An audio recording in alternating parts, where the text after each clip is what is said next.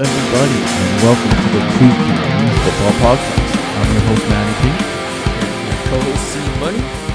and today we are coming at you with some Thursday night football. All right, week 3, let's go.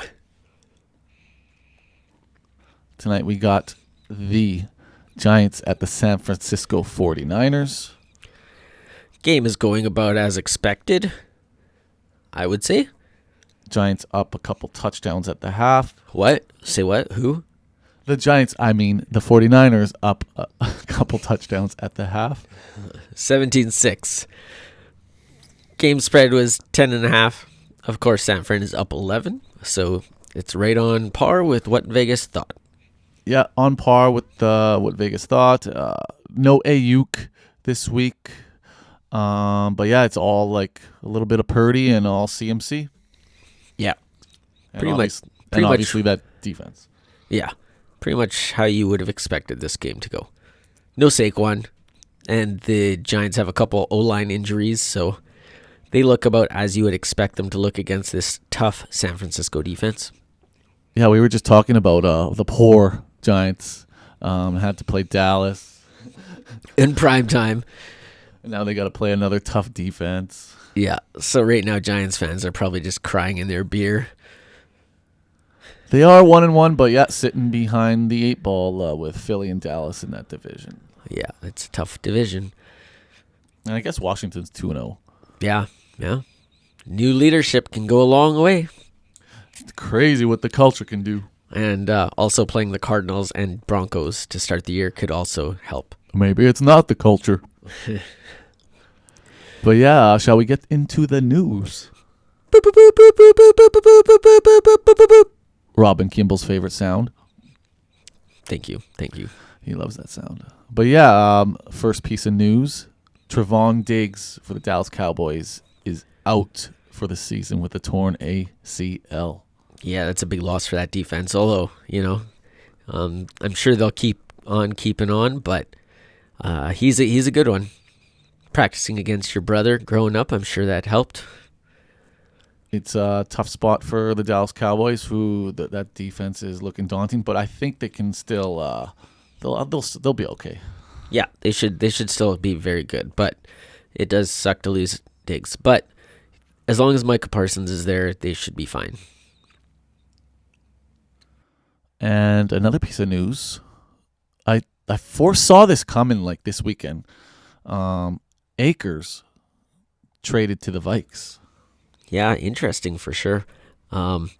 They also signed Dalton Reisner. So clearly they're not happy with how the running game has looked in the first 2 games, because the passing game looks awesome, other than the turnovers. But otherwise, they look really good. I'm interested to see how Akers looks, because obviously there's something going on behind the scenes there in LA, and he fell out of favor twice with McVay. Kevin O'Connell was there with the Rams, and so he has inside information on what all maybe was or wasn't going down, how things were handled, what the issues were. So if he felt comfortable with this move, I can get behind it, because when he played, like towards the end of last year, when it looked like he was maybe finally getting over that ruptured Achilles from the season before, he looked good.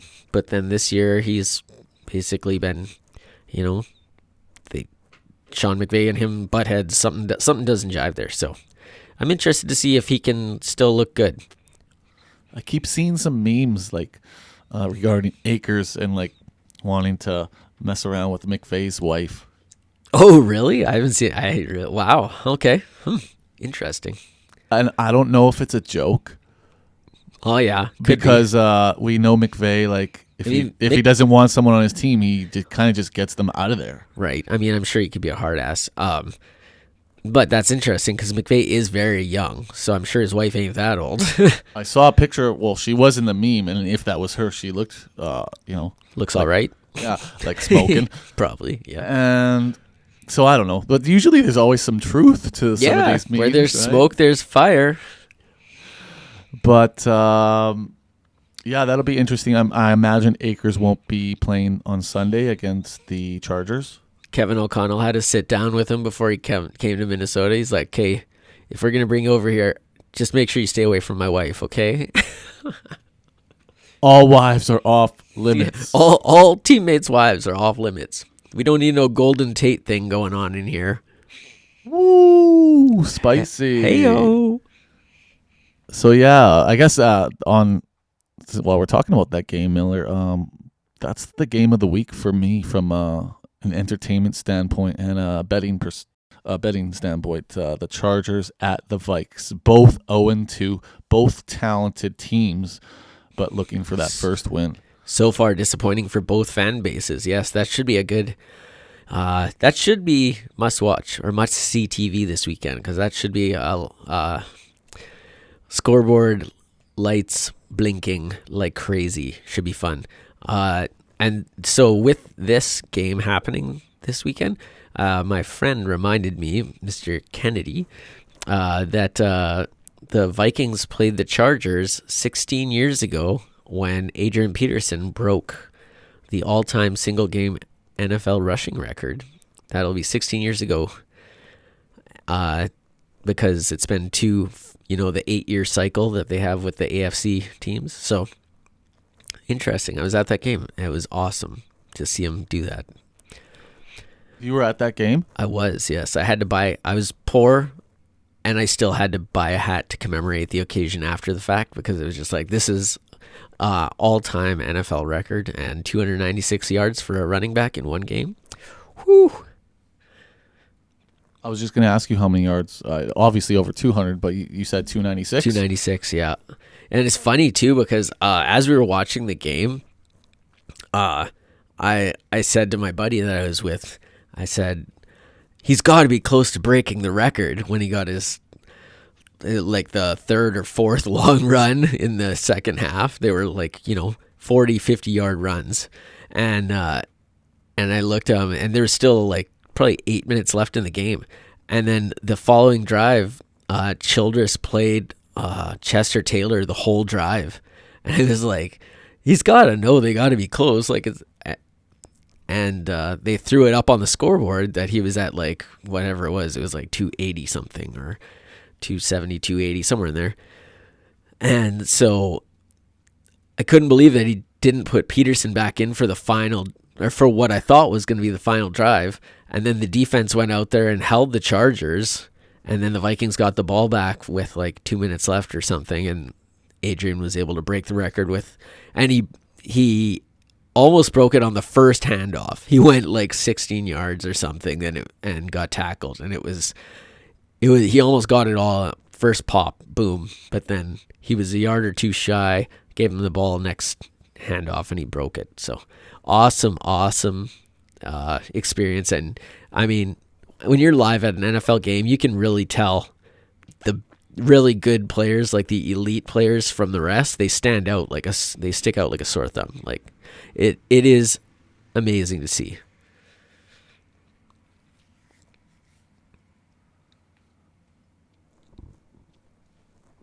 That seems like a really cool game to have seen, Miller. That's up their old dome stadium there, right? Yeah, at the Metrodome, yeah.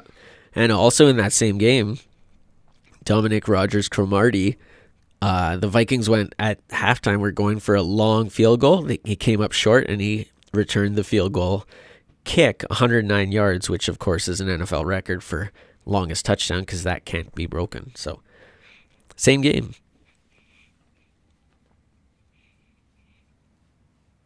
That's pretty cool. That immediately reminds me that I need to get to more sports games, like in other markets.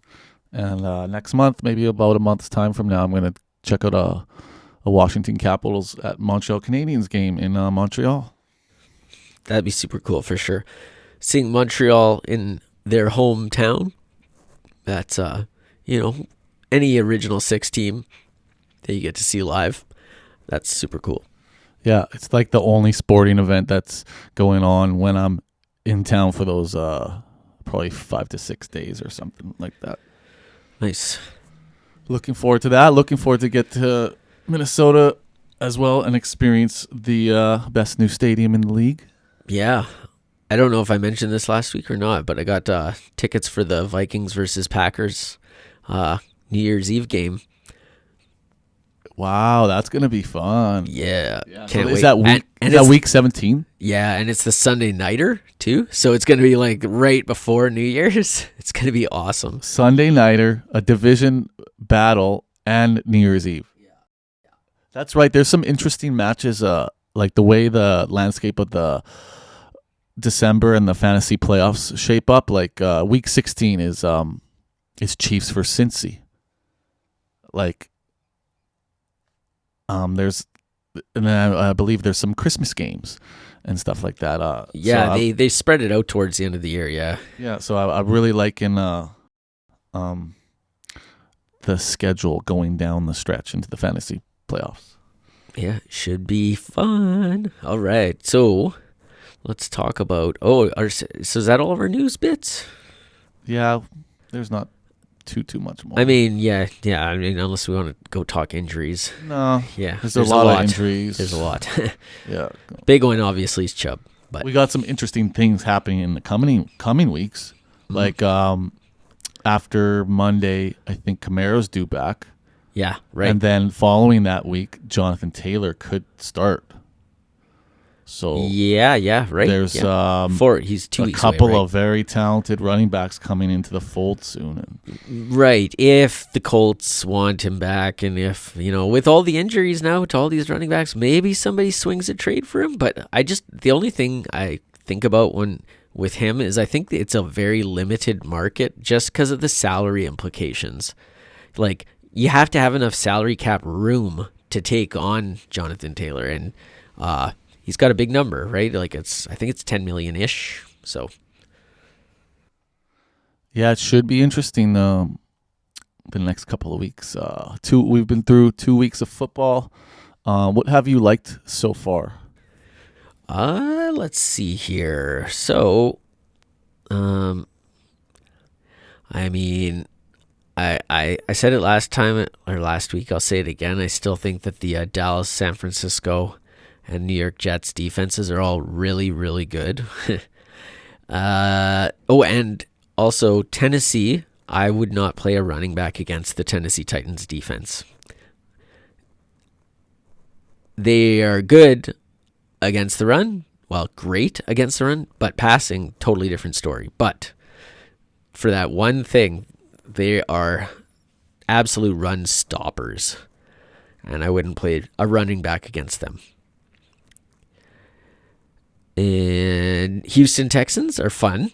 That's something I've noticed. Yes, they are very fun. Yeah. That offense is fourth in pass attempts, and I think Stroud is fourth in passing yards, if I'm not mistaken. And they play with a good pace, so that allows for more plays, which is nice. That's fun.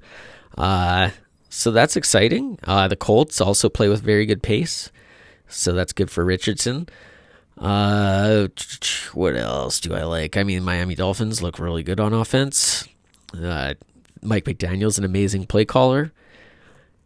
Dallas looks almost unstoppable. Philadelphia looks good, but they definitely don't look as good as they did last year. I think they're missing Shane Steichen there. And it's going to be interesting to see how things go for them because they were so healthy on defense last year, and they've already got quite a few injuries in the back end, especially this year. So you can pass on this team this year already. And the Jalen Hurts doesn't seem like he has a full grasp. Like, he's not playing as fast as he was last year. So it's going to be interesting to see how they look moving forward. I got a key standout for me. Kate, yep. If you've been following the podcast all off season, you know how high or the value we're getting at any Green Bay players. And Jordan Love, I believe he's got 6 TDs, 6 passing TDs, and no interceptions through 2 weeks. Yeah, Love so far has done well, but I would warn that they haven't really played very good defenses yet. So, although Atlanta's not bad, they're definitely better than they were in the past, but not quite, And he's Chicago first week. So, but yes, I see that. But he's also been down Aaron Jones 1 week. His Right. best Yeah. players. They also have Christian Watson for both weeks. Right. They are missing. They've had injuries in both games for sure to key players. So that's fair. Yeah, so I like the early returns from Jordan Love on a lot of my fantasy teams, but mainly my best ball teams. Yeah. I know another one. LA Rams offense. Absolutely surprising. Yeah, top 5 offense without Cooper Kupp. Yeah, amazing stuff for the Rams. I mean, Stafford is turning, he's making chicken salad out of you know what. It's kind of ironic because there were reports at the beginning where, like, Matt Stafford, like, there was a report from his wife or something that he wasn't getting along with all the new guys. Right, yeah. And he now was having trouble identifying or, like, getting along with. Yeah, and now it I guess, does it point to is just, like, he's just hucking the ball. And he's, like, hucking them to Puka Nacua. And Tutu's getting some targets. Higbee's right there. And then Kyron Williams out of the backfield. It's mostly just Nakua and Tutu Atwell. Like, they are killing it. I think now, like, when touchdown Giants? Was that Breida? Oh, Breida, the revenge game. Matt Breida, revenge game. That's right. He played for San Francisco, right? Yeah, he was a stud for San Fran there.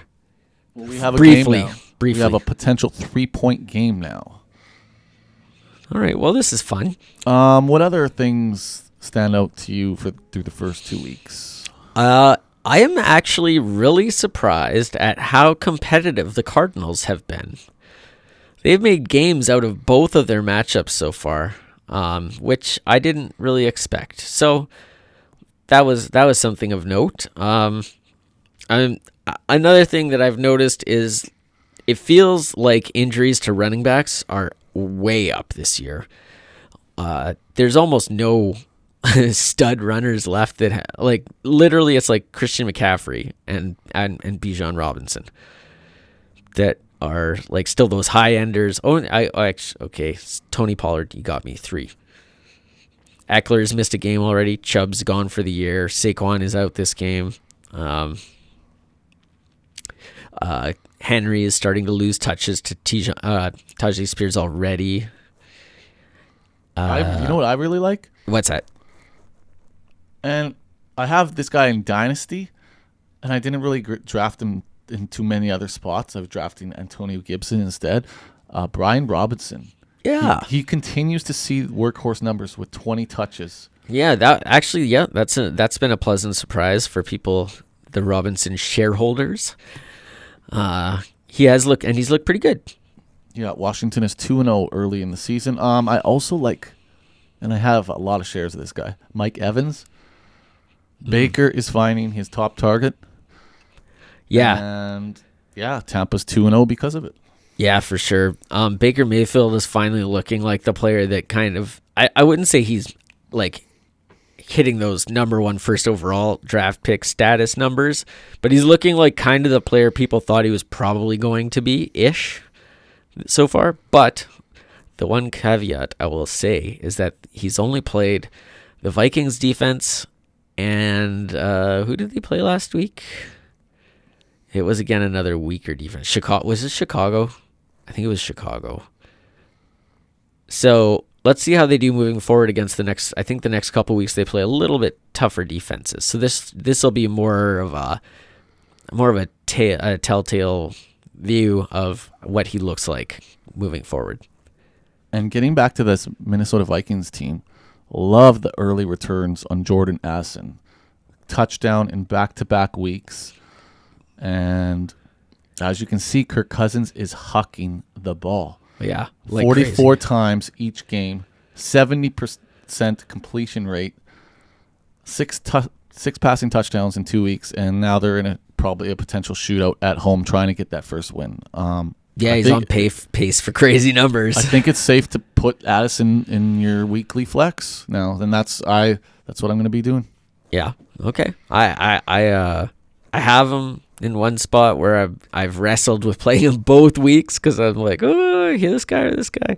And Yeah, I just like he's obviously going to still have to live on efficiency for now, but so far the efficiency has been there, right? And I've listened to a couple of guys talk about how they don't think that this is going to continue because his numbers are going to regress and blah blah blah.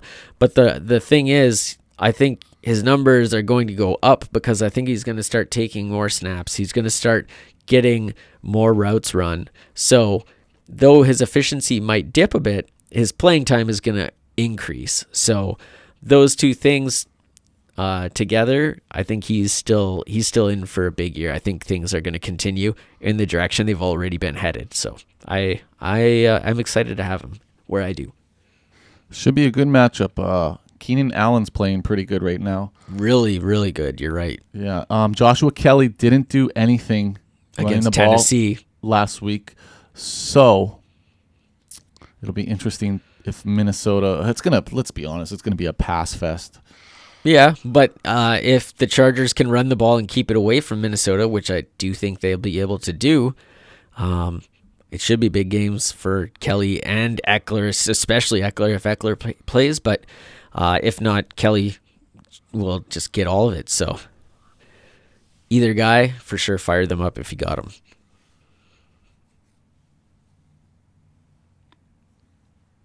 Yes. And what is this? A 3-point game now in the third quarter? Yeah, Niners have the ball right now. Debo just got look at him doing Debo things. Oh, wow. He's so good. Oh, wow. He's yeah, so Debo's good. getting the majority of the targets tonight with Ayuk out. Right. Nice ball by Purdy there. Oh, they missed the field goal or went for... I guess they missed the field goal try, eh? Yeah, I don't know. I missed that. So it's a 17-12 game halfway through the third quarter. Yeah. 49ers moving the ball. Do you have any other games that you're really looking forward to this week, Miller? This week, let me take a look here.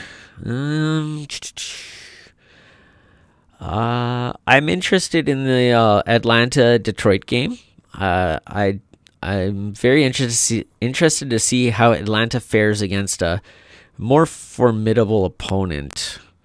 I guess some people consider Green Bay formidable, but this is going to be on the road against Detroit, and who a lot of people consider the creme of the NFC North. So that should be a good one. I'm interested to see how this Atlanta defense does against that Detroit offense. That's what I want to see. And then the Saints-Packers also come kind of an interesting one because Saints have been doing well so far, but I guess they do have some injuries. Running backs or depth is being tested there without Kamara yet. And Green Bay, it'll be interesting to see who they get back on offense and who plays. Vikings-Chargers, super exciting.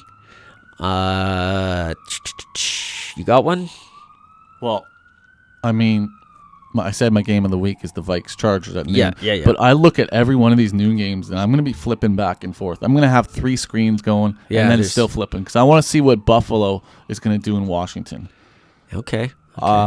Washington's playing pretty good right now, They are, now they're going to play an elite offense. Right. So I want to see how Josh Allen handles that on the road. Like you said, the Saints at the Packers. I'll be rooting for the Saints in that one. But I do want to see what Green Bay and company can do against a pretty good defense. Should be a good one. And then you got Atlanta, Detroit. I'll be watching that. I'll be rooting for the Lions there. Titans, Browns. Kind of two two boring teams. Yeah. Fighting. I got the under in that game this week. Okay. So we'll see what happens with that. Even the Houston Jags game, I want to see what C.J. Stroud and Nico Collins can do against a mediocre Jags team right now. That 8.5 number is juicy. Jaguars by 8.5. I feel like Houston could maybe make it a little better ball game than that. Yeah, despite the score of these two teams last year, 31-3. Houston's a whole different team. Yes, I feel like this is a game you could even tease Houston a few more points, make them plus 10.5, and then combo that with another game you like. Because I think 8.5 right now for a Jags team that isn't playing at their ceiling just yet. And it's a divisional game. And it's a division. Trevor Lawrence only has 2 TDs to 1 interceptions this year so far. Stroud hasn't thrown a pick yet. I didn't catch that stat so far. That's a good one. And I guess I'll be peeping the Denver-Miami game at noon. Yeah, I want to see what Tua can do against Denver coming in. Yeah, I guess Denver's defense hasn't looked quite as unstoppable as they have in the past. So I have a feeling Miami might run away with that one. And even the Colts-Ravens game. Ravens are 7.5-point favorites here. I could see the Colts covering. We don't know who's playing quarterback just yet for the Colts, but I'm sure we'll know more on the weekend, whether it's Minshew or Richardson. Baltimore is one of those teams, though. They just, every year in, year out, they are tough, especially at home. So, yeah. So there's 9 12 o'clock games and only 3 3 o'clock games. Okay. So basically, I'm getting the bulk of my games at 12 o'clock, because after that is Carolina at the Seahawks, Dalton versus Geno Smith. Seattle should romp in that one. I'll watch a bit of that. Dallas at Arizona. Dallas 13-point favorites. Yeah. And then Bears at Chiefs. Yeah, Chiefs 12.5-point favorites. Wow, those 3 o'clock games are actually kind of stinkers. Yeah. But yeah, I'll be busy from 12 to 3 watching all that I can of those 9 12 o'clock games. Yeah. And then you got the Pittsburgh Steelers at the Raiders. I like this matchup. I'll be watching this game for I want to see the Steelers. Yeah. I want to see them get a win on the road. And Raiders favored here. yeah, it'll probably might move to a field goal. That Pittsburgh Steelers defense came up big last week for me on Monday night against the Cleveland Browns. Well, so, they destroyed the heart and soul of the Browns in that game. So I didn't catch one lick of that game. I was I was at the Ginger and Monuments. Yeah, show. so was I. You were there too, yeah. So but TJ Watt and Highsmith came up big for that defense. Yeah. I'm interested to see that one because I would like to see Pittsburgh against a little bit easier defense, just because they've had a couple tough ones here to start the year. So let's see if that offense can do anything against a little bit easier opponent. And then the Monday Nighters aren't too bad. I like the dual Monday game, the staggered game. One's at 6:15 p.m. Central, and the other one's at 7:15 p.m. Central. Eagles at Bucks, both 2-0 teams. Yeah. I like it. I'm looking forward to that matchup. Yeah, that one should be better than my initial reaction would just be, Philly. But now that that I've had a little time to sit and think about it, I don't think Philly looks quite as dominant as they have last year, and I think the Bucks are putting something together a little bit, so that could be a good one. And then at 7:15 p.m. Central Time, you got the Rams at the Bengals, the Super Bowl rematch. But Joe Burrow may not be playing. Yeah, and even if he does play, I think he's going to be banged up. If I'm a Bengals holder for fantasy of any of those guys, because it all comes back to Burrow, of course, I'm worried about Burrow season for the rest of the year. I think they should shut him down, and if they shut him down for as long as they probably need to, I think they're going to be out of the playoff hunt in the AFC because the AFC is so tough. So they're in a tough spot right now. Yeah, so a nice slate of football this weekend. Absolutely. Like I said, game of the week for me is Minnesota hosting the Chargers. Minnesota's minus 1.5-point favorites. I got that as my best bet in my pool. Basically just win by 2 or a field goal. Currently, it's actually set at 1 now. So it has bounced a little bit this week. Yeah, it'll move a little back and forth. I'm looking at the passing touchdown leaders. It's got NFC North written all over. Yeah. Jordan Love, 6 TDs. Kirk Cousins, 6 TDs. Jared Goff, 4 TDs. Why are you listing Love first then if they both got 6? Well, according to this app, he is on just top. Kidding. I know. It's probably they put him on top because he has 0 interceptions and Kirk has probably a couple. Yeah, I think he's got 3 or something, 2 or 3. Yeah, man. Yeah, all right. Well, should we call her? We could call her a night. Maybe next week we'll get back to our We gotta get weekly back. Raver wrap. Yeah, we got to get back on our weekly waiver wrap schedule. So be on the lookout for that, guys. Yeah. As always, like, comment, subscribe if you want. Share with your football buddies. We appreciate it. Absolutely. So be excellent to each other. Be good to each other. Don't take it easy on the smack talk. There's some soft souls out there. Especially if they're 0-2. Oh man, the 0-2 plunge. There's a lot of people sitting there right now. Back to this game. We're about to go 20-12 for San Francisco. So they're teetering that point spread mark of 10.5. They're close, but I think the Giants maybe have a field goal in this drive, maybe. Yeah, we'll see. Anyway, guys, we'll see you guys very soon. Have a good weekend of football.